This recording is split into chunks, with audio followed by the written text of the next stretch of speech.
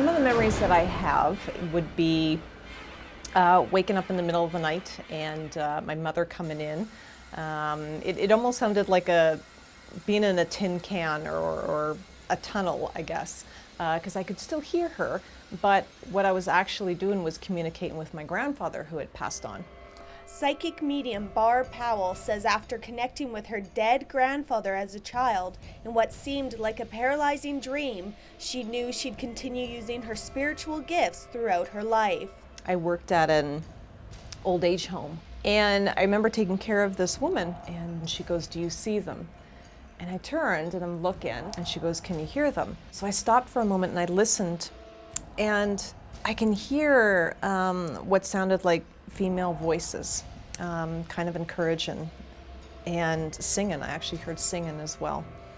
And to tune into the energy of it, it felt very peaceful. And we came back in to try to get her up, and she had died.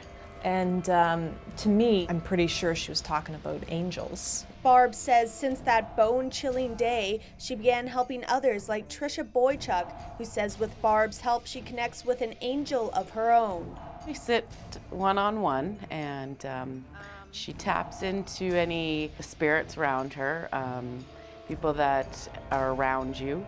And my mom was with me, and she describes, you know, how she looks, how she's standing there, things that she's saying to her to relate back to me.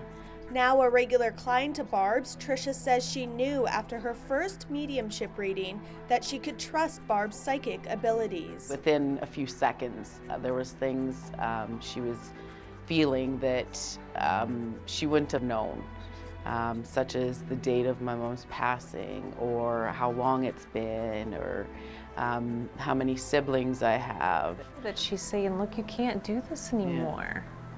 Because it was so hard on her. This one particular case, this woman said she woke up in this paralyzed form. She couldn't move, she couldn't anything. She couldn't even talk. And she looked down and she can see this dark figure, and she was petrified, she said. And it would come and it would hover over her. And it's what I call residue energy. If you walk into a room and you can see scenes playing over and over and over again. I was seeing abusive types of things, and also a feeling too of going up the stairs, of being pushed, just a force that couldn't really see anything. So when you're in a place like that, that energy almost attracts negativity and demons, so to speak.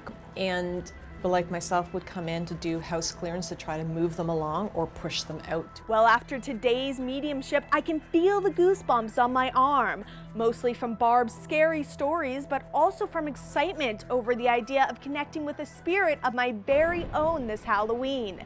So happy hunting, everyone. From spooky Saskatoon, I'm Janella Hamilton reporting.